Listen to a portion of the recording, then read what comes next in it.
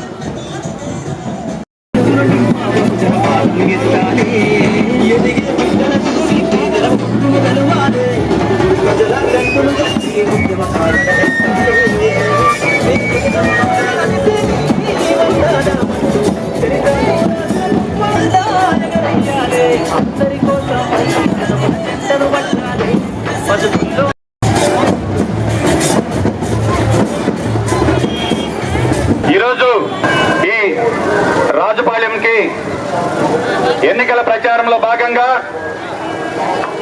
Congress party అభ్యర్థిగా కిరణ్ కుమార్ రెడ్డి అనేటటువంటి నేను, నెల్లూరు పార్లమెంటరీ కాంగ్రెస్ పార్టీ అభ్యర్థిగా పూజ్యులు గురువులు ప్రజా కలెక్టర్ రాజు గారు, అదేవిధంగా కమ్యూనిస్టు నాయకులు దయాకర్ గారు, గోపాలన్న గారు అందరితో కలిసి ఈరోజు ఎన్నికల ప్రచారం నిర్వహించడం చాలా సంతోషంగా ఉంది. ఈరోజు రాష్ట్రంలో ఎన్నికలు జరుగుతున్నాయి. దేశంలో బీజేపీ కాంగ్రెస్ మధ్య పోటీలో ఎన్డీఏ కూటమి, ఇండియా కూటమి ఈ రెండు కూడా తలపడుతుంటే ఈ రోజు దేశంలో తిరిగి రాహుల్ గాంధీ ప్రధానమంత్రి కాబోతున్నారనేటటువంటి విషయం తెలుస్తుంటేనే ఈ దేశంలో మళ్ళీ ప్రజాస్వామ్యం బతకడానికి అవకాశాలు ఉన్నాయనేటటువంటి విధంగా ఈరోజు జనం ఆలోచిస్తున్నారు. కాంగ్రెస్ పార్టీకి సంబంధించి మేము ఒక మేనిఫెస్టోతో ప్రజల్లోకి వెళ్తున్నాం. స్వర్గీయ రాజశేఖర రెడ్డి గారి బిడ్డ షర్మిలమ్మ గారి నాయకత్వంలో ఈ రోజు ఈ రాష్ట్రంలో కాంగ్రెస్ మళ్ళీ పునరుజ్జీవనం పోసుకుంటుంది. ఆంధ్రప్రదేశ్ విభజన గాయం మళ్ళీ తిరిగి కాంగ్రెస్ పార్టీ అయితేనే ఈ రాష్ట్రంలో మాన్పే రాష్ట్రాన్ని అభివృద్ధి పథంలో, అదేవిధంగా ఈ రాష్ట్రంలో తిరిగి ప్రజాస్వామ్యం మళ్ళీ పరిడి వెళుతుందంటే అది ఒక కాంగ్రెస్ తోనే సాధ్యమని ఈ రోజు ప్రజలు విశ్వసించేటటువంటి పరిస్థితి. ఈరోజు ఈ రాష్ట్రంలో రాజశేఖర రెడ్డి బిడ్డగా జగన్మోహన్ రెడ్డి గారిని మనం ఆదరించి ఓట్లు వేస్తే ఓట్లను అడ్డం పెట్టుకుని ఈస్ట్ ఇండియా కంపెనీ అలా వ్యాపారాలు చేసేటటువంటి పరిస్థితి. ఇసుక అమ్ముకుంటున్నాడు, మద్యం అమ్ముకుంటున్నాడు, ఫిష్ ఆంధ్ర పేరుతో చేపలు అమ్ముకుంటున్నాడు. మనం సుపరిపాలన చేయమంటే ఆయన వ్యాపారాలు చేసుకుంటున్నాడు. ఈ రోజు మాట్లాడితే రాజశేఖర రెడ్డి గారు చనిపోతే ఆయనకు ఒక టీవీ ఒక పేపర్ ఇచ్చిపోయాడు. ఈ రోజు ఆ పేపర్లు ఏమి రాశారు తెలుసా? కాంగ్రెస్ పార్టీ షర్మిలమ్మ మీద దుష్ప్రచారానికి తెగబడ్డాడు. నేను అడుగుతున్నా, రాజశేఖర రెడ్డి గారు ఏదైతే పేద ప్రజల కోసం, పేద ప్రజల ఆరోగ్యం మీద దృష్టి పెట్టి ఆరోగ్యశ్రీని తీసుకొస్తే ఈ రోజు ఆ ఆరోగ్యశ్రీని కూడా నడపలేనటువంటి నువ్వు రాజశేఖర రెడ్డి వారసుడు ఈ రాష్ట్రంలో ప్రజాస్వామ్యం కోసం న్యాయయాత్ర పేరుతో తిరిగేటటువంటి షర్మిలమ్మ రాజశేఖర రెడ్డి వారసురాలది ఈ రోజు ప్రజల్లో పెద్ద చర్చ జరుగుతుంది. రాజశేఖర రెడ్డి గారు మరణించిన తర్వాత కూడా పేదల హృదయాల్లో ఈ రోజు బతికి ఉన్నాడంటే ఆరోగ్యశ్రీ కారణం. ఈ రోజు మనం నెల్లూరుకి వెళ్దాం, అపోలోలో ఆరోగ్యశ్రీ ఉందా? మెడికవర్ లో ఆరోగ్యశ్రీ ఉందా? బొలినేరులో ఆరోగ్యశ్రీ ఉందా? ఒక్కసారి ఆలోచించండి.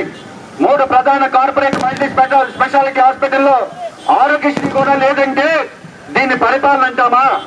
కాబట్టి ఈరోజు అక్క చెల్లెమ్మలకి సంక్షేమం అంటున్నాడు. సంక్షేమానికి పునాది వేసిందే కాంగ్రెస్ పార్టీ.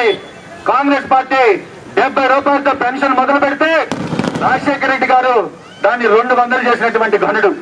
ఈ రోజు తిరిగి కాంగ్రెస్ పార్టీ మీకు హామీ ఇస్తుంది, షర్మిలమ్మ మీకు హామీ ఇస్తుంది, పెన్షన్ 4000 రూపాయలు చేస్తాం, వికలాంగులకి 6000 చేస్తాం. అదేవిధంగా ఏదైతే పేదవాడికి ఆ రోజుల్లో ఇందిరమ్మ ఇల్లు ఇస్తే ఈ రోజు జగన్మోహన్ రెడ్డి గారు గొప్పగా చెప్పుకుంటున్నాడు, 1,80,000 ఇస్తున్నాడు. నేను అడుగుతున్నా జగన్మోహన్ రెడ్డి గారిని, కనీసం అది బేల్దారి కూలికైనా సరిపోతుందా? పేదవాడి ఇల్లు కట్టుకోవాలా వద్దని. అందుకని మీకు ఈ రోజు కాంగ్రెస్ పార్టీ హామీ ఇస్తుంది, ప్రతి పేదవాడికి కాలనీ ఇంటికి 5 లక్షల రూపాయలు ఇస్తామని. ఈ రోజు ధరలు పెరిగాయి, ఇల్లు కలవడం కష్టంగా ఉంది. అందుకు కాంగ్రెస్ పార్టీ మీకు హామీ ఇస్తుంది, నెలకి 8,500 రూపాయలు చొప్పున సంవత్సరానికి 1,00,000 రూపాయలు మీ అకౌంట్ లో వేస్తామని. కాబట్టి ఏదైతే పేదవాడు కరువుకు అల్లాడుతున్నాడు, కరువు వచ్చినప్పుడు ఒక్కడ ముద్దు తినాలనేటటువంటి ఉద్దేశంతో ఆనాడు కరువు పని తీసుకొచ్చింది కాంగ్రెస్ పార్టీ. ఈ రోజు కనీసం దానికి కూలి పెంచాలనేటటువంటి ఆలోచన కూడా చేయగా ఆ కరువు ఉపాధి పథకం రూపకల్ప ఈ రోజు ఈ పార్లమెంట్ అభ్యర్థిగా మీ ముందుకు వచ్చాడు. కాబట్టి రాజుగారు ఆ రోజుల్లోనే పేదల పట్ల ఏ విధంగా ఆలోచించే వాళ్ళు చూడండి. ఈ రోజు కరువు పని కూలి 250 నుంచి 400 రూపాయలు పెంచుతామని మీకు హామీ ఇస్తున్నాం. కాబట్టి ఈ విధంగా మంచి హామీలతో, మంచి మేనిఫెస్టోతో రాష్ట్రం నుంచి షర్మిలమ్మ, కోవూరు కాంగ్రెస్ పార్టీ అభ్యర్థిగా నేను ఈ 5 మండలాలు తిరిగా 25 అంశాలతో ఒక మేనిఫెస్టో తీసుకొచ్చాం. ఈ రోజు అందులో ముఖ్యంగా ప్రతి గ్రామంలో రాజన జలధార పేరుతో ఉచిత మినరల్ వాటర్ ప్లాంట్లు, అదేవిధంగా ప్రతి జిల్లా ప్రభుత్వ ఉన్నత పాఠశాలకు ఉచిత బస్సు సౌకర్యం, అదేవిధంగా ఈ రోజు గ్రామాల్లో 100% డ్రైన్లు, రోడ్లు, తాగునీరు, శ్మశానాలకు రహదారి సౌకర్యం, ప్రతి మేజర్ పంచాయతీలో ఒక పార్క్ డెవలప్ చేస్తాం, ఒక ఓపెన్ ఎయిర్ జిమ్ పెడతాం, యువతకు క్రీడా ప్రయోజనాలు పెడతాం, ఉచిత డిజిటల్ లైబ్రరీ పెట్టి విద్యార్థులకు ఇంటర్నెట్ సదుపాయం ఉచితంగా ఇస్తాం. ఈ విధంగా నేను ఒక మేనిఫెస్టోతో ముందుకు వచ్చా. పార్లమెంటరీ స్థాయిలో సార్ మాట్లాడతారు, ఆయన ఒక మేనిఫెస్టో రూపొందించారు. కాబట్టి ఈ కోవూరు నియోజకవర్గం గురించి కావచ్చు, నెల్లూరు జిల్లా పార్లమెంటు గురించి కావచ్చు, మాకు స్పష్టమైన అవగాహన ఉంది. కాబట్టి కాంగ్రెస్ పార్టీని తిరిగి ఆదరించమని వేడుకుంటున్నాం. కాంగ్రెస్ పార్టీ ఇది మైనార్టీల పార్టీ, కాంగ్రెస్ పార్టీ క్రిస్టియన్ల పార్టీ, కాంగ్రెస్ పార్టీ దళితుల పార్టీ. ఈ రోజు గర్వంగా చెప్తున్నాం, 2 ఎంపీ అభ్యర్థులు, 2 పెద్ద రేట్ల మధ్య ఒక దళిత పెట్టని కాంగ్రెస్ పార్టీ ఎంపీ అభ్యర్థిగా పెట్టిందంటేనే సామాజిక న్యాయం మీద మాట జగన్మోహన్ రెడ్డి గారు సమాధానం చెప్పాలి. అణగారిన వర్గాలకు పదాలు ఇచ్చి దాన్ని సామాజిక న్యాయం అన్న జగన్మోహన్ రెడ్డి పదవులు ఇచ్చిన వాడికి అధికారం చేతికిస్తే అది సామాజిక న్యాయం. కాబట్టి సామాజిక న్యాయం కాంగ్రెస్ పార్టీలో ఉందా, జగన్మోహన్ రెడ్డి గారి వైఎస్ఆర్సీపీలో ఉందా ఆలోచించుకోవాల్సిన సమయం. నేను అడుగుతున్నా జగన్మోహన్ రెడ్డి గారిని, ఈ రోజు నేను నా తల్లి ముంద అంబేద్కర్ గారు రాసిన రాజ్యాంగం ముంద ప్రమాణం చేసి చెప్తున్నా, ఏ ఒక్క ఓటికి ₹1 డబ్బులు పంచను, ఒక మద్యం బాటిల్ పంచను. నీకు నీ పరిపాలన మీద నమ్మకం ఉంటే నీ ఎమ్మెల్యే చేత ప్రమాణం చేయించగలవా జగన్మోహన్ రెడ్డి? సంక్షేమం సంక్షేమం అంటావు, నీ సంక్షేమం మీద నీకు నమ్మకం లేకే ఈ రోజు డబ్బు సంఖ్యలతో ఓట్లు కొనుగోలు చేసేటటువంటి ప్రయత్నాలు చేస్తున్నావు. కాబట్టి షర్మిలారెడ్డి రాజశేఖర రెడ్డి గారి బిడ్డ ఈ రోజు ఈ రాష్ట్ర కాంగ్రెస్ పార్టీ అధ్యక్షురాలు, ఈ రాష్ట్రానికి కాబోయేటటువంటి ముఖ్యమంత్రి. కాబట్టి ఏదైతే బడుగు బలహీన వర్గాల పార్టీ మన పార్టీ, ఈ రోజు ఒక పేదవాడు ఒక ట్రక్ ఇసుక తోలుకోవాలంటే భయం, 4 ట్రిప్పులు మట్టి తోలుకోవాలంటే భయం, వీళ్ళు మాత్రం వేల కోట్లు దోచుకు తింటున్నారు. కాబట్టి పేదలందరినీ అడుగుతున్నా, చదువుకున్న వాళ్ళ మిత్రం వచ్చాం, ప్రజా కలెక్టర్ వచ్చాడు, మమ్మల్ని ఆశీర్వదించండి, కాంగ్రెస్ పార్టీ వైపు చూడండి, ఖచ్చితంగా ఈ నియోజకవర్గంలో సమస్యలు లేని నియోజకవర్గంలో 5 ఏళ్లలో మీకు ఇస్తామని హామీ ఇస్తున్నాం. కాబట్టి ప్రతి ఒక్కరిని పేరు పేరున చేతులు జోడించి హృదయపూర్వకంగా అడుగుతున్నాం, నమస్కరించి కాంగ్రెస్ పార్టీ హస్తం గుర్తుపై మీ ఓటు వేసి మమ్మల్ని ఆశీర్వదించండి. ఇప్పుడు మన పార్లమెంట్ అభ్యర్థి రాజు సార్ మాట్లాడతారు. మీ నాయకుడిని మీరందరూ కూడాను ఆదరిస్తారని మనసారా ఆశిస్తున్నాను. కులం పేరిట, మతం పేరిట మానవత్వాన్ని మంట కలిపిన మన సమాజం వెన్నుతట్టి సమతా సిద్ధాంతాన్ని శాస్త్రీయంగా బోధించినటువంటి యువతాళికుడు, నవభారత రాజ్యాంగ నిర్మాత డాక్టర్ బాబాసాహెబ్ అంబేద్కర్ గారి విగ్రహానికి పుష్పమాల వేసి మీ ముందు మాట్లాడడానికి నేను నుంచున్నాను. ఒక్కసారి వారి విగ్రహం వైపు చూడండి. ఒక చేత్తో మార్గాన్ని చూపిస్తున్నారు. వారు చూపిస్తున్న మార్గం ఏంటి?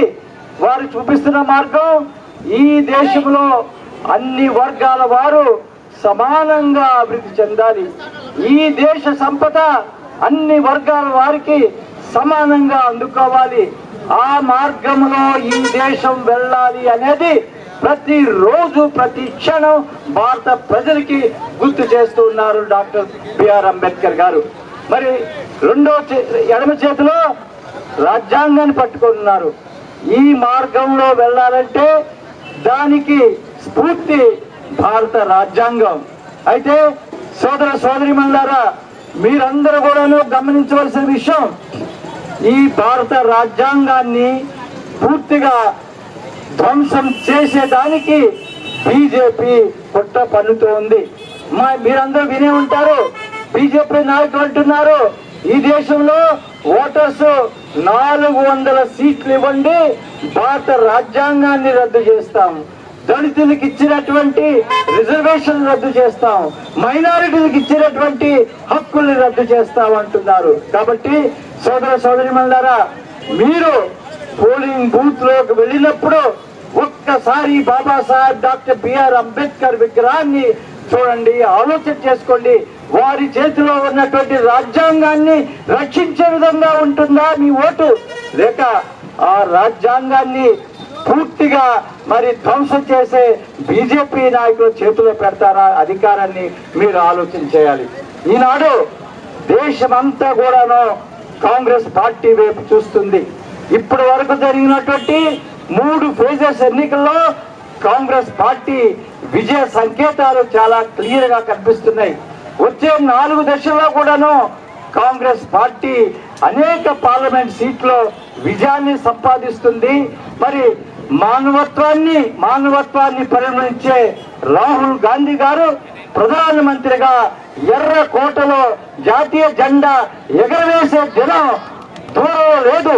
కేవలం 100 రోజుల్లో ఈ దృశ్యాన్ని మీరందరూ చూడబోతున్నారు. ఎవరైతే ఈ దేశ సమగ్రత కోసం, ఈ దేశ పేద ప్రజల కోసం, ఈ దేశ సంపద అందరూ కూడా సమానంగా పంచుకోవాలని గొంతెత్తి మరి నినాదాలు చేస్తున్నారో ఆ నాయకుడు రాహుల్ గాంధీ గారు. ఎవరైతే ఈ దేశంలో అన్ని వర్గాల వారు సమానంగా ఉండాలి, మరి బీజేపీ చిమ్ముతున్నటువంటి విద్వేషానికి వ్యతిరేకంగా పోరాటం చేస్తున్నారో ఆ నాయకుడు ఎర్రకోట పైన జెండా ఎగరవేసే రోజు త్వరలో రాబోతుంది. 100 రోజుల్లో ఈ దృశ్యాన్ని మీరు చూడబోతున్నారు. మరి రాహుల్ గాంధీ గారు ప్రధానమంత్రి అయితే పేద ప్రజలకి వారిచ్చినటువంటి గ్యారంటీ ఏమిటి?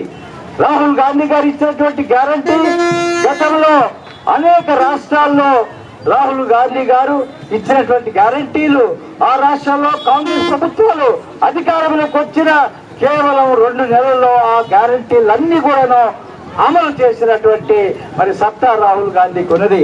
అటువంటి విశ్వాసం ప్రజల్లో ఉంది.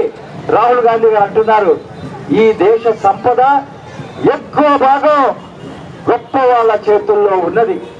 ఈ దేశ సంపద పేదవాళ్ళకు కూడాను అందాలనే ఉద్దేశంతో వారు నారీ న్యాయ్ అనే ఒక పథకాన్ని, ఒక గ్యారంటీని ప్రజల ముందు ఇవ్వటం జరిగింది.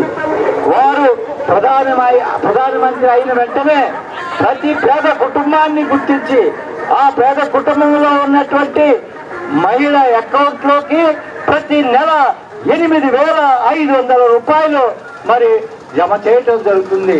అంటే సంవత్సరంలో 1,00,000 రూపాయలు ప్రతి పేద కుటుంబానికి ఆర్థిక సహాయం జరుగుతుంది. మరి అదేవిధంగా ఈనాడు కరువు పనులు పెడుతున్నటువంటి మన వ్యవసాయ కూలీలు వారు రోజంతా పనిచేస్తే వారు సంపాదించేదంతా కేవలం 170 రూపాయలు. మరి కేంద్రంలో కాంగ్రెస్ ప్రభుత్వం వచ్చిన వెంటనే ఈ కరువు పనుల్లో జాతీయ ఉపాధి హామీ పథకంలో పనిచేస్తున్నటువంటి కూలీలందరికీ కూడాను దినసరి వేతనం 400 రూపాయలు కాబోతుంది.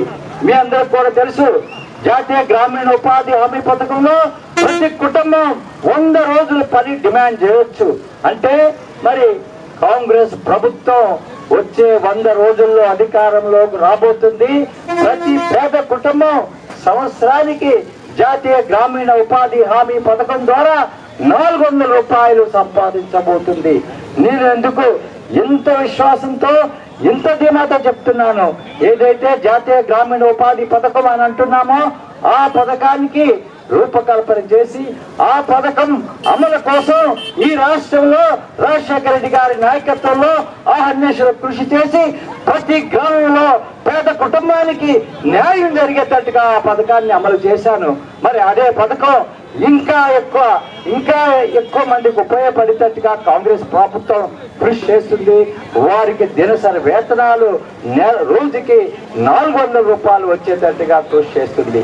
అదేవిధంగా మరి పట్టణాల్లో కూడా 100 రోజులు పని కల్పించి పట్టణాల్లో కూడా పని లేని వ్యవసాయ కార్మికులకి పని కల్పించాలనేది కాంగ్రెస్ పార్టీ యొక్క గ్యారంటీ. ఈ విధంగా కాంగ్రెస్ పార్టీ పేద ప్రజల సంక్షేమం కోసం అనేక గ్యారంటీలు ఇచ్చున్నది. అనేక సంక్షేమ కార్యక్రమాలను మేనిఫెస్టోలో పొందుపరిచింది.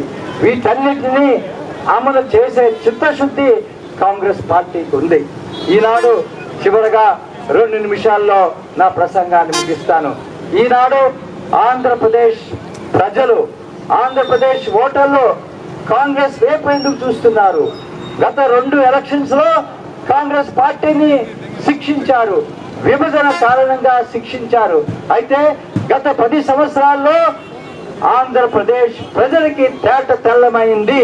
అదేమిటంటే తెలుగుదేశం కూడాను విభజన కోసం మరి లేఖ ఇచ్చింది, వైసీపీ కూడాను విభజన కోసం లేఖ ఇచ్చింది. అయితే కేవలం కాంగ్రెస్ పార్టీ మాత్రమే విభజన తర్వాత రాష్ట్ర ప్రగతి ఎలా ఉండాలి, రాష్ట్ర ప్రజల సంక్షేమం ఎలా ఉండాలి అని ఆలోచన చేసి విభజన చట్టంలో అనేక హామీలు ఇచ్చింది.